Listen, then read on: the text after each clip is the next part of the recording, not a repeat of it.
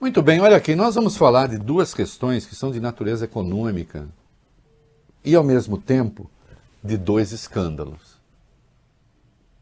Não é? O governo obteve, o Haddad obteve uma vitória formidável no STJ. Mas olha o que aconteceu, vai. Vamos lá então, Rei. Ministro André Mendonça, do Supremo Tribunal... Não, vamos começar, Bob, vamos começar por pela como decisão, tá aí mesmo, então. que Tá por bom. unanimidade os ministros Vamos lá, decidiram. então. Superior Tribunal de Justiça, então, decidiu hoje autorizar que a União cobre 2 impostos federais sobre benefícios fiscais concedidos pelos estados por meio do ICMS, o Imposto sobre Circulação de Mercadorias e Serviços. Decisão atende à expectativa do Ministério da Fazenda, que espera arrecadar até 90 bilhões de reais com essa decisão. No entanto, a validade do julgamento é incerta. Por quê? Porque ele foi suspenso pelo ministro André Mendonça, do Supremo Tribunal Federal. Apesar da decisão, os ministros do STJ decidiram prosseguir com esse julgamento. Na tese aprovada pela primeira sessão do STJ, ficou definido que os benefícios só podem ser excluídos da base de cálculo do imposto de renda da pessoa jurídica e da contribuição social sobre o lucro líquido, caso sejam atendidos alguns requisitos, como a comprovação que foram utilizados como estímulo à implantação ou expansão de empreendimentos econômicos. Olha aqui, isso aqui pode ter um potencial de arrecadação gigantesco, né? Essa era a tese do governo desde sempre, porque senão você tem, na verdade, um duplo benefício, recebe o incentivo no Estado e depois ainda usa isso para deduzir imposto de renda e contribuição social sobre lucro líquido, que é uma aberração. Aí o STJ está votando. Vai o André Mendonça, e eu preciso saber com que fundamento, e suspende o troço. Suspendeu por quê? A questão nem recente é. Hã? Aí disse ele, se o julgamento do STJ já tivesse sido iniciado ou concluído, o resultado fica suspenso. É impressionante. Um ministro do STF atravessa a rua para interromper um julgamento numa outra corte superior. O Mendonça, aquele que não viu problema em atos golpistas de gente que fica nas imediações de quartel. É uma coisa muito séria o que está em curso no Brasil. Porque isso é fundamental, inclusive para o governo, ampliar, e é uma necessidade ampliar a arrecadação.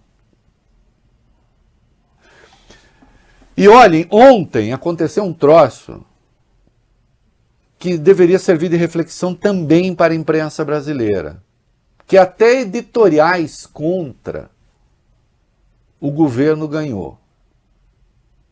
E a OCDE disse, olha, isso que acontece no país de vocês é um escândalo. Não usou a palavra escândalo, mas quis dizer isso. A OCDE. O Brasil quer entrar na OCDE. Porque considera que isso é uma prova de que o Brasil é um país organizado. Lembra? O Paulo Guedes vivia falando isso direto, não é mesmo? Então vai lá, o que a gente tem aí? Vamos ver. Em carta enviada ao ministro da Fazenda, Fernando Haddad, a diretora da OCDE, Grace Pérez Navarro, disse que considera inadequado o critério utilizado para o caso de empates nas decisões do CARF, o Conselho Administrativo de Recursos Fiscais. A declaração foi dada em um pedido de manifestação feita pelo próprio Haddad à organização. O petista pediu que fosse feita uma análise sobre as regras de funcionamento do CARF com base na experiência internacional. Lembrando que o Brasil deu início durante o governo Bolsonaro a um processo para a entrada no grupo, que agora faz uma avaliação do país. E a crítica da diretora da OCDE é para uma prática adotada justamente durante o próprio governo Bolsonaro. Em 2020, com a publicação da Lei 13.988, oriunda da MP do contribuinte legal, o chamado voto de qualidade foi extinto e estabelecido que os empates nas decisões dos conselhos seriam decididos a favor do contribuinte. O atual governo Lula chegou a enviar uma medida provisória provisória para o Congresso Nacional para restabelecer o chamado voto de qualidade, em que o presidente do CARF, representante da administração tributária, voltasse a ter o direito ao voto decisivo. Recentemente, o governo decidiu desistir da tramitação por MP e a matéria será tratada por projeto de lei com regime de urgência.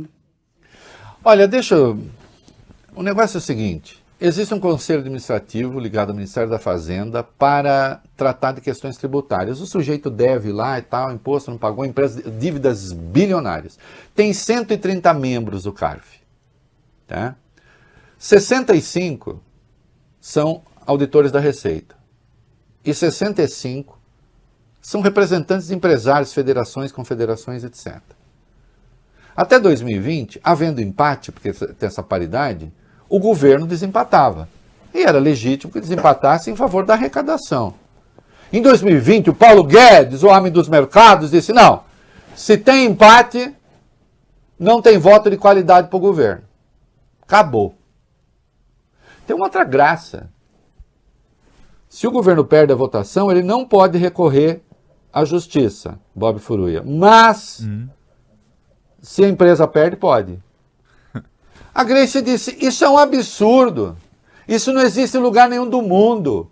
Quem está dizendo é a representante da Organização para a Cooperação e Desenvolvimento Econômico, que reúne países ricos e com a economia arrumada. E o Paulo Guedes dizia, quero entrar no OCDE. O OCDE está dizendo, assim não entra. Em nenhum país do mundo é o devedor que decide se paga ou não. Que é disso que se trata. O devedor decide se paga.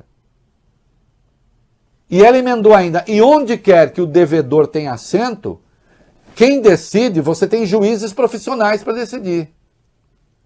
Sabe quanto o Brasil perde por ano nessa brincadeira? 60 bilhões de reais. 60 bilhões de reais. Não é? E a OCDE está dizendo, assim vocês não entram no paraíso. Sistema único, atenção, no mundo. E aí vai para o projeto de lei, o governo está disposto a abrir mão de multa, a abrir mão de juro e continuará com essas concessões a ser uma vergonha única no mundo. É isso aí.